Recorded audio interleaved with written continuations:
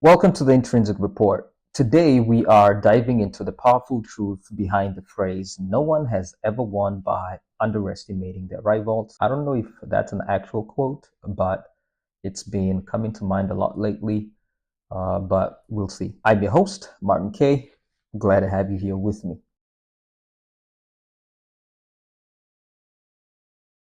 We start off with the boring and then go on to the exciting. So here goes. I have a melancholy sanguine temperament.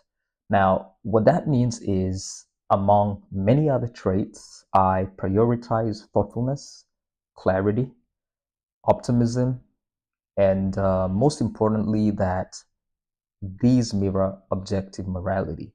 And by that, I mean, I'm really careful to make sure that the things I think are actually consistent with the world out there that I experience every day. Now, the downside to my personality traits is that on the one hand, my melancholy side can be withdrawn from reality as I hide myself from all the chaos in the world. On the other hand, my sanguine temperament can be so spontaneous that I simply easily find myself kicking against the goads in the real world, even in things I couldn't possibly change. One of the burdens I have learned to carry with joy is being able to pull the two extremes of my nature to the center and make them agree. In most cases, when I can, I find that it works to make me a better person in the moment, and hardly do any regrets follow thereafter. Now, that said, I neither underestimate my socially charming sanguine side's ability to unalarmingly court the thrill of danger, nor my mindful melancholic side's excessive need to shut away in inner solitude. In a way, because these two parts of me are in direct competition with the best person that I could possibly be, they are, in a way, my rivals, my opponents, and in a sense, my enemies.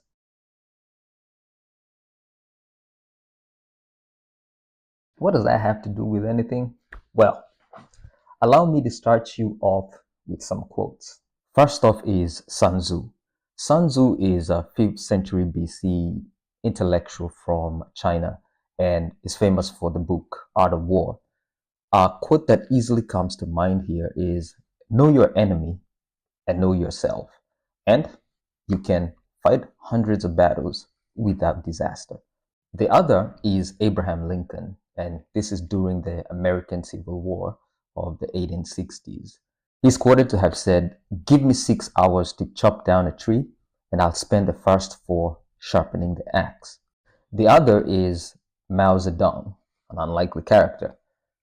So Mao Zedong, a 20th century communist leader in China during the Chinese Civil War, is quoted to have said, despise the enemy strategically, but take him seriously, tactically. So what can we glean from these quotes?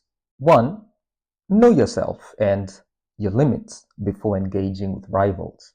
Another, underestimating your rivals is an ignorant miscalculation.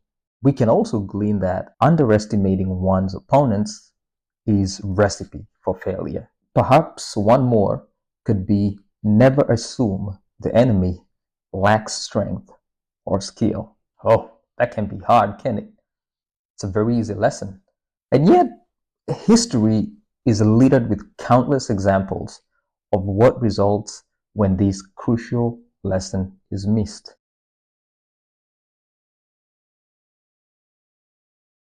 The year is 1775. The British Empire is trying to stop the American Revolution. The British underestimated the resolve and strategic ingenuity of the American colonies, initially dismissing the colonial militias as unorganized and incapable of sustained resistance. The British found themselves outmaneuvered both militarily and diplomatically. The colonies secured key alliances, particularly with France, and achieved independence against one of the world's most powerful empires. The year is 1876. The Battle of Little Bighorn. U.S. Lieutenant Colonel George Armstrong Custer underestimated the strength, unity, and strategy of the American native forces led by Sitting Bull and Crazy Horse. Custer's overconfidence in a smaller, divided enemy led to his overwhelming defeat at what became known as Custer's Last Stand. The year is now 1941, and Adolf Hitler has commissioned Operation Barbarossa. Hitler underestimated the Soviet Union's industrial capacity, military adaptability, and sheer manpower. And although the German Blitzkrieg initially gained ground, the Soviets regrouped, dug deep, and ultimately turned the tide at battles like Stalingrad. Hitler's dismissal of Soviet resilience led to overextension and catastrophic losses on the Eastern Front, which played a decisive role in Germany's eventual defeat in World War II. In another event in 1941, Japan bombs Pearl Harbor. Japan underestimated the resilience and industrial capacity of the United States, and though the Pearl Harbor attack initially seemed a crippling blow, it spurred the US to mobilize its massive resources, leading to the eventual Allied victory in the Pacific theater. It's now 1955, and the United States is in Vietnam. The US entered Vietnam under the assumption that its superior military technology and resources could easily subdue the Viet Cong and North Vietnamese forces. What the US underestimated was the deep ideological commitment of its opponents, their use of guerrilla tactics, and the importance of local support. This miscalculation culminated in a protracted war that eroded domestic support in the US and ended with a humiliating withdrawal. In modern democratic politics, underestimating your rival has led to surprising outcomes.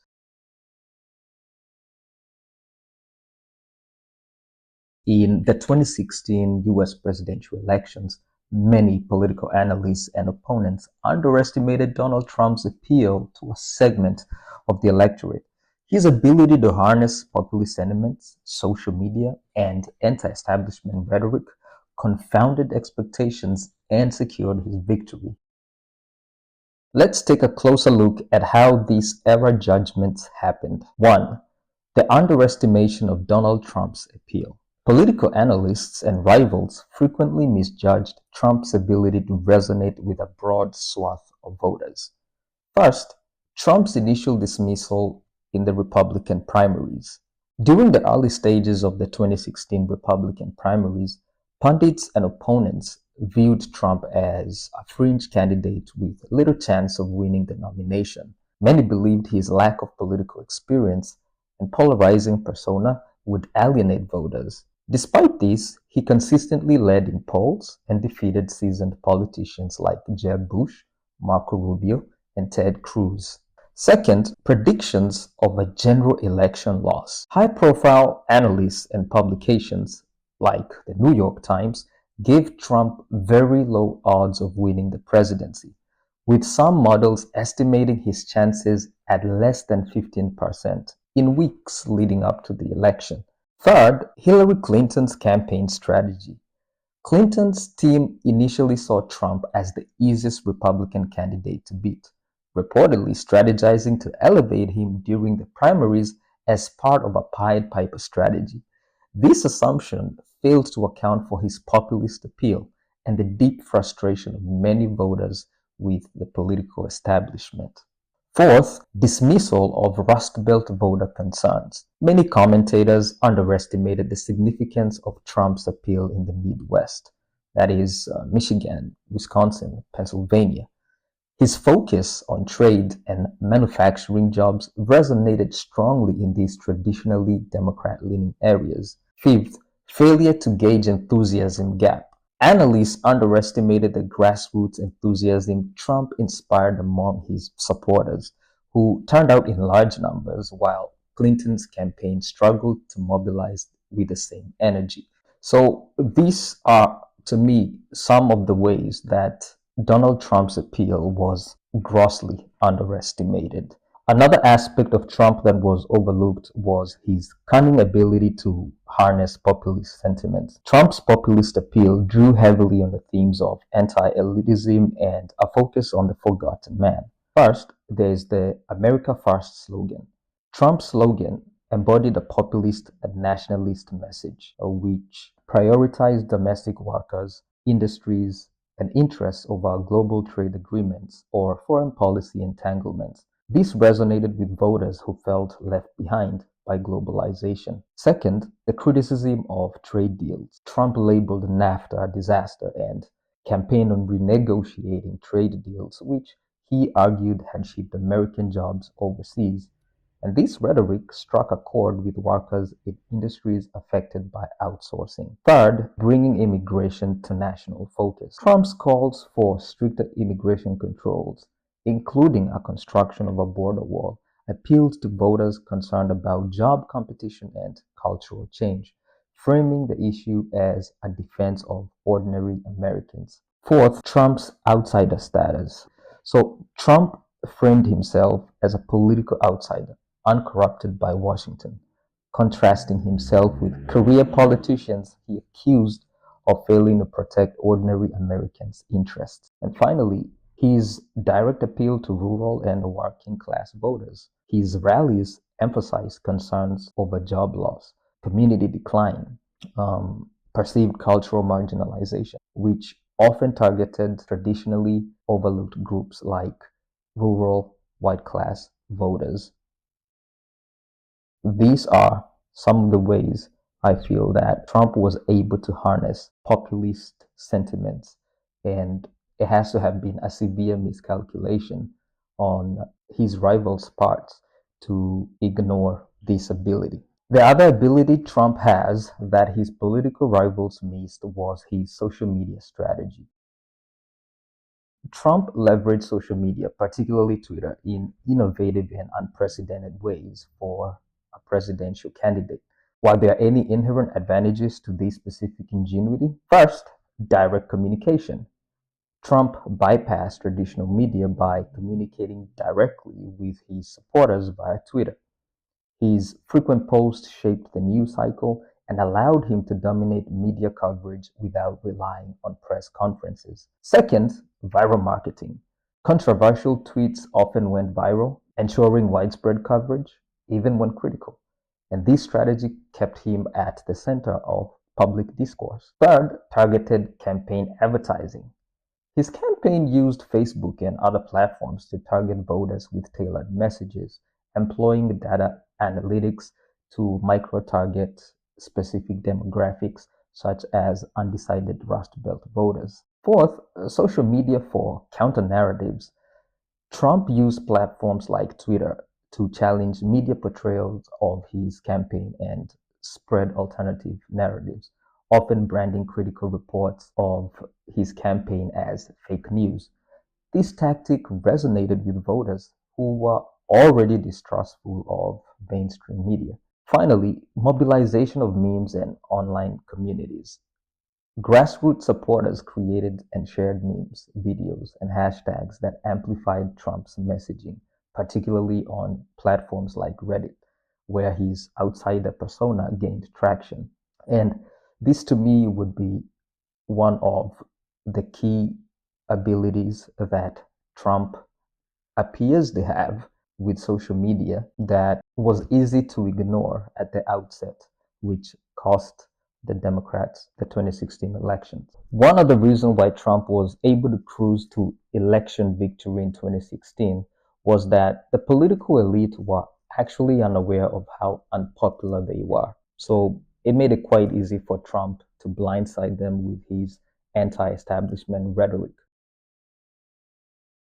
Trump positioned himself as a disruptor of the political status quo, which resonated strongly in an era of widespread distrust in government and institutions. How did he manage this? First, his catchy drain the swamp mantra. Trump's promise to drain the swamp in Washington, D.C.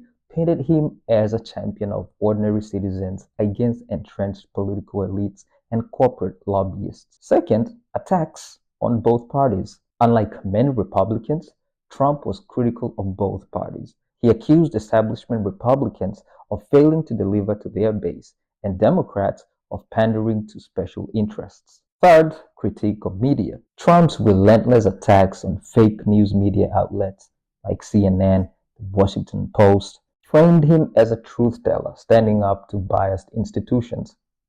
This appealed to voters who were already frustrated with the perceived media partisanship. Fourth, highlighting corruption allegations. Trump frequently accused Hillary Clinton of corruption, focusing on her email controversy and ties to Wall Street, portraying her as emblematic of a rigged political system. And I mean, for anyone that was actively behind Bernie Sanders in 2016 and watching the DNC delegates clip his wings, this made total sense. So these are just some of the reasons I put together that help to explain how Trump was able to harness the anti-establishment rhetoric in his favor. And my, did the political elite not see this coming.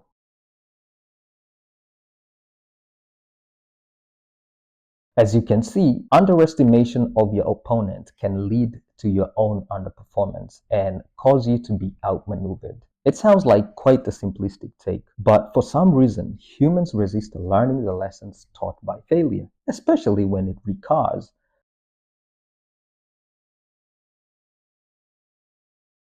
Following Trump's victory in the US 2024 election, there seems to be a struggle among DNC leadership and the Democrat electorate to wrap their minds around their catastrophic loss. Once more, they have fallen in the trap of underestimating their political rivals. Why is it so easy to overestimate yourself while minimizing the effectiveness of an opponent? Underestimations, while sometimes rooted in human nature, are amplified by systemic biases and flawed decision-making processes. So let's break it down into key reasons. So number one, overconfidence and hubris. We've succeeded before, we'll succeed again. Overconfidence and hubris are quite likely to develop where there have been past successes and when you shut yourself in echo chambers. Let's consider the cause of past successes. And you all helped us win in 2020, and we're going to do it again in 2024. Yes, we will. Leaders often develop a sense of invincibility after repeated successes or victories. This is called the winner's bias, and it often clouds judgment and makes one dismissive of potential threats. For example, Napoleon's successes across Europe led him to underestimate the Russian winter and the logistical challenges that might have followed in his 1812 invasion. It is quite likely that the Kamala Harris's campaign leaned on the strengths of past Democratic victories, especially Barack Obama's barrier-breaking run of 2008 and Joe Biden's successes in 2020. Make no mistake, we will win. We will win. We will win. The assumption that demographic trends, urban voting blocks, and widespread disapproval of Trump in certain circles would guarantee a win might have led to complacency on their part. This overconfidence may have blinded their campaign to the shifts in voter sentiments, particularly among working class or suburban voters who determined the outcome of the 2024 elections. What about echo chambers? Can you give us a sense of your internal polling at the campaign and how that is making or influencing your decisions on what to do over the next 9 days? So, to be very frank with you, my internal polling is my instinct.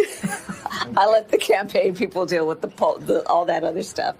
Leaders surrounded by sycophants or ideologues may not receive honest assessment, reinforcing their overconfidence. Adolf Hitler's inner circle, for example, often echoed his beliefs without critical examination. Based upon the polling averages at this particular point, though it is close in those Great Lake battleground states, they do at this time lean a little bit more towards Harris's direction than Donald Trump's direction. It could be the Democratic campaign might have operated within media and social bubbles that amplified their own narrative, underestimating Trump's appeal to his base and undecided voters. But the bottom line is this. Kamala Harris has been consistently more popular in the polls than Donald Trump is. She's consistently had a higher net favorable rating than Donald Trump. And normally, usually, the candidate who's more popular goes on to win on election day. By relying heavily on polling data that historically underestimated Trump's support, they may have failed to recognize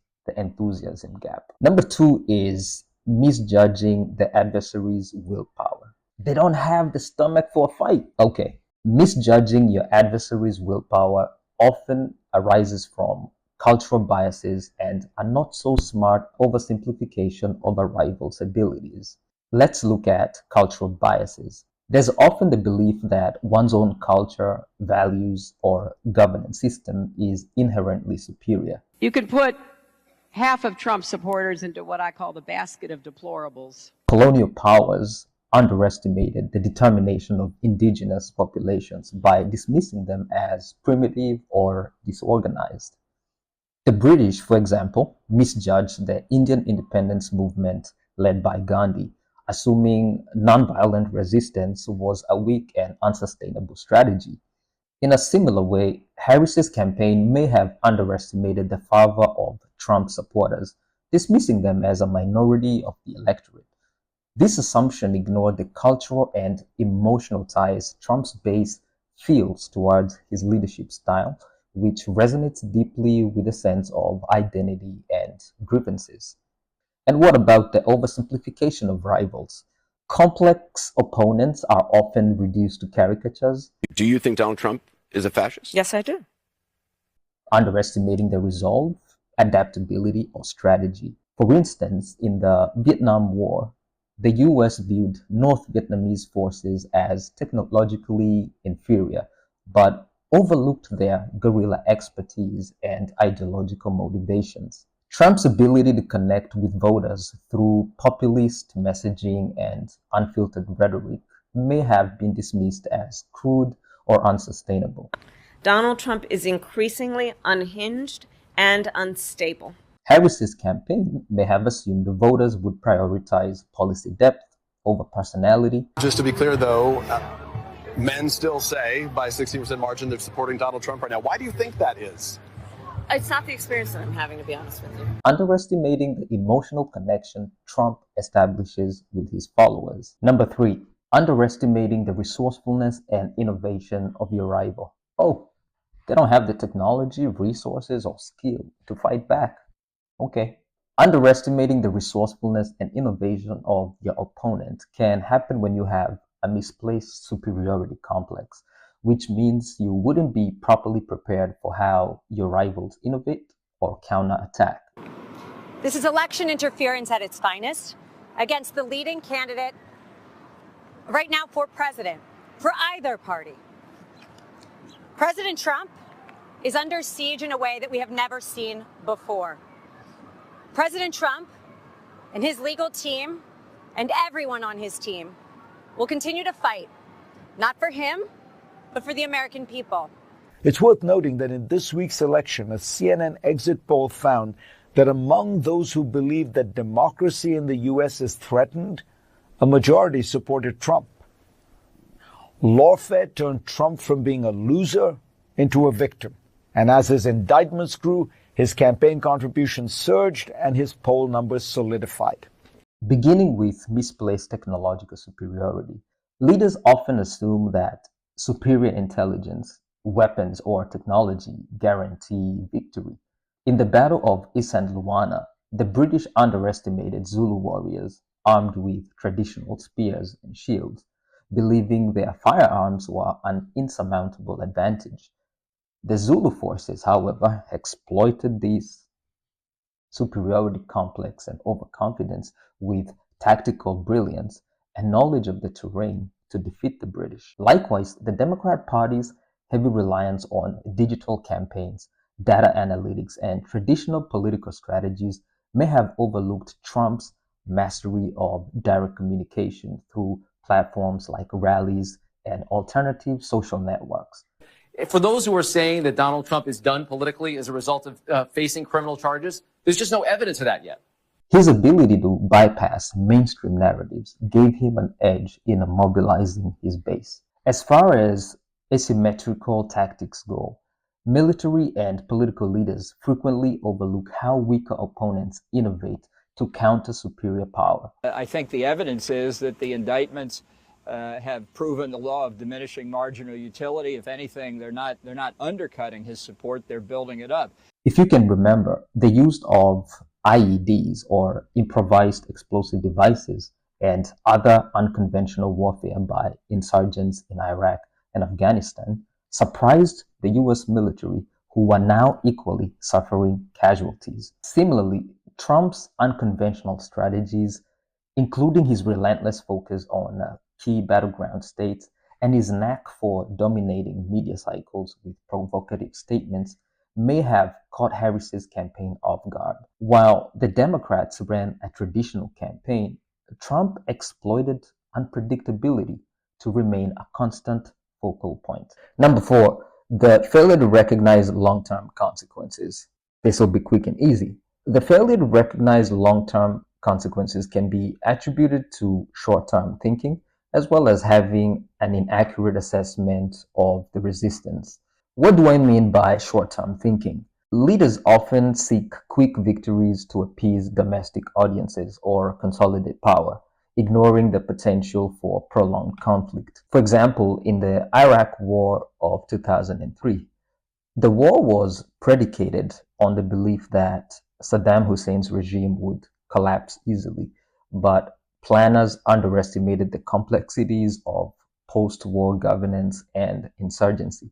Harris's campaign may have focused heavily on immediate challenges like the restoration of Roe v. Wade. Overturning Roe was just the opening act of a larger strategy to take women's rights and freedoms, part of a full-on attack, state by state, on reproductive freedom. And we all must understand who is to blame. Former President Donald Trump did this. Or other social justice issues, assuming that they would automatically resonate with the broader electorate. However, Trump's focus on larger narratives such as America's sovereignty. And we have to throw off the shackles of globalism and reassert 2 very important words. You know what the words are? America first. It's a very simple thing. We have to put our country first. Border security. We need strong borders. Economy, tackling the national debt. I stand before you today as the only candidate who can rescue our economy from total obliteration. And anti-elite sentiments. Who would want open borders? But they want open borders. Who would want men playing in women's sports? They want it. Who would want transgender operations for almost everybody in the world? They want them. This is a sick group of people, I'm telling you. And may have appealed to voters' long-term frustrations with America's ruling class. What of underestimating resistance movements? I know that everyone here will soon be marching over to the Capitol building to peacefully and patriotically make your voices heard. Historically, occupying forces often face underappreciated hostility from local populations, as seen in the American Vietnam War of the 50s and the Soviet-Afghan War of the 70s. What I think in a way, what happened today may mean that the January 6th committee has written Donald Trump's political obituary. Really? Yes. The assumption that Trump's previous controversial presidency, his chaotic handling of the pandemic response, and the shocking January 6 riots had alienated most voters, likely underestimated the resilience of his core support base.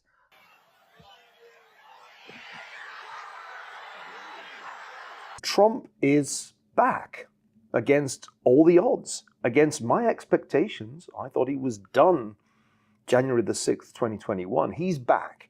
And voters who voted for him in 2016 and again in 2020 want another Trump term. That is where we are. And I think it makes a lot of sense. Particularly in rural and urban areas where feelings of alienation from national politics remain strong. What's more, the Biden-Harris administration had not done much to improve the economic welfare of an even broader section of the electorate. Because nobody else articulated the dissatisfaction of those people who were losing out economically and in other ways from globalization than Trump did. Further entrenching the resolve of voter dissent for Kamala at the November polls. Number 5 is groupthink and intelligence failures. Everyone agrees they're weak, so it must be true. Groupthink and intelligence failure happens when there's a lack of dissent and shoddy intelligence gathering. The final error is a more diffuse one, the dominance of identity politics on the left, which made it push for all kinds of DEI policies that largely came out of the urban academic bubble, but alienated many mainstream voters. Let's start at a lack of dissent. Decision-making bodies often fall into groupthink, where dissenting voices are suppressed or ignored. This leads to faulty assumptions about opponents. The racist, sexist, homophobic, xenophobic. Donald Trump and the MAGA Republicans represent an extremism that threatens the very foundations of our republic. During the Cuban Missile Crisis, US intelligence initially underestimated how quickly the Soviet Union could deploy nuclear missiles to Cuba. Dissenting voices within the Democratic campaign cautioning against overconfidence were ignored. There are other reasons that we can go into, but you can't just vilify the entire country. A homogeneous belief that Trump could not expand his appeal likely led to miscalculations in strategy, particularly in key swing states. So, to be very frank with you, my internal polling is my instinct. Misjudging an opponent's capabilities often stems from inadequate or biased intelligence. The Japanese underestimated American industrial capacity and resolve before attacking Pearl Harbor, believing a swift attack would force the US to negotiate. Polling inaccuracies persisted, with many surveys failing to account for hidden Trump voters like the Amish and the Latino community, or the intensity of his support. Clear path to 270. I would argue at this particular hour, this was the best polling for Kamala Harris, arguably of the entire campaign, because in the states that she needs to win, Wisconsin, Michigan, and Pennsylvania, the average of the polls do in fact show her ahead. And with abortion being a much bigger issue this time around than historically speaking when it was in 2022, Democrats did historically well. Perhaps Democrats will surprise a lot of folks and do historically well come next Tuesday. This led to misjudgments about turnout, particularly among white working class voters and Hispanic communities in key states. Number 6, emotional factors and ideological blindness. We are right, they are wrong.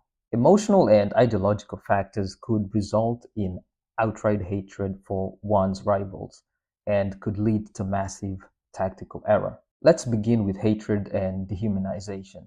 When opponents are vilified or seen as morally inferior, it becomes easier to underestimate their abilities.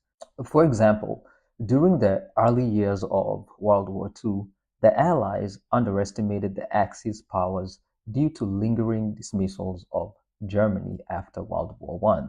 The Democrat Party may have underestimated the impact of framing Trump supporters as morally or intellectually inferior. Such rhetoric can alienate undecided voters who might sympathize with aspects of Trump's message, even if they disagree with him personally. Moving on to ideological assumptions. Leaders blinded by ideology may misjudge their opponents' motivations. The US underestimated the appeal of communism to nationalist movements during the Cold War, leading to unexpected losses in regions like Cuba and Vietnam. Assuming that progressive policies automatically resonate with all demographics ignores the complexity of voter priorities. For instance, cultural issues like unfettered immigration and rising crime may have swayed legally immigrated Latino voters toward Trump, contrary to expectations. They missed a massive shift in American public opinion in just a few years. In 2020, the percentage of Americans who wanted to decrease immigration was just 28%. By this year, it was 55%. Number 7, complacency and bureaucratic stagnation. We've always done it this way. Institutions and bureaucracies are often quite inflexible and inadaptable to change, which can prove problematic when victory is on the line. Let's begin with rigid institutions. Bureaucracies, especially in large empires or governments, often rely on outdated strategies and underestimate innovative approaches by rivals. For example, the French military in World War II relied on the Maginot Line, underestimating Germany's blitzkrieg tactics that bypassed it entirely. The Democrat Party may have relied on traditional campaign playbooks, such as heavy media ad buys. The Harris-Walz campaign will have an ad on the Sphere. And celebrity endorsements.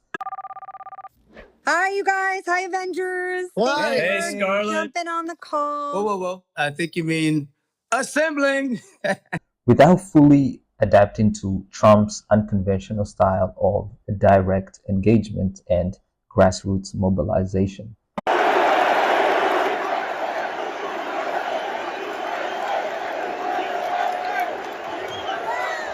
Let's move on to complacency and dominance. Dominant powers often underestimate challenges because of a belief in their unshakable supremacy. This was evident in the fall of the Roman Empire, which overlooked the growing strength of the barbarian tribes within their borders. Believing that changing demographics would inevitably favor Democrats may have led to neglecting key constituencies. And it made them miss, for example, that working class Latinos were moving toward Trump perhaps because they were socially conservative, or liked his macho rhetoric, or even agreed with his hardline stance on immigration. Trump's targeted outreach to non-traditional Republican voters like African American men and Hispanic men demonstrated adaptability where Democrats appeared static. And by static, I mean taking certain sections of the electorate for granted and always assuming they have locked in their vote. I'm speaking to men directly. Part of it makes me think that, well, you just aren't feeling the idea of having a woman as president. Number 8, misrepresenting rivals' goals. They want the same thing we do, don't they? Projection oftentimes leads to misrepresenting the goals of your opponents. Leaders often assume their opponents share similar objectives, values, or timelines, leading to strategic miscalculations. The British leaders initially underestimated the American colonists' commitment to independence during the Revolutionary War, assuming they merely sought concessions. In a similar fashion, the Harris campaign might have assumed that voters prioritized identity-based progress, preservation of the Washington, D.C. status quo, and globalist alliances over disruption. The entire focus on identity has morphed into something deeply illiberal, judging people by the color of their skin rather than the content of their character. However, Trump's base thrives on his promise to challenge the status quo and fight perceived elite corruption. We will get critical race theory and transgender insanity the hell out of our schools.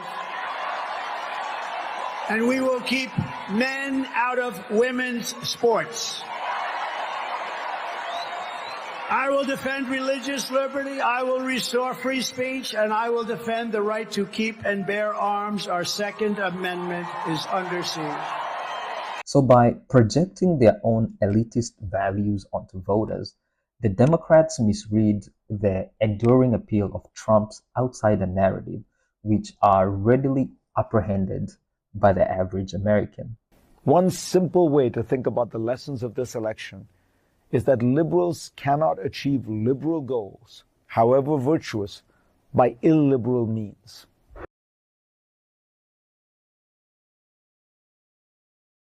Donald Trump's victory over Kamala Harris was not solely the result of one side's strength, but also on the other side's misjudgment. Overconfidence, strategic missteps, and failures to understand Trump's enduring appeal among key voter blocs contributed to the US 2024 election outcome. For Democrat political strategists and leaders, the lesson is clear. Never underestimate your opponent's ability to surprise, adapt, and fight.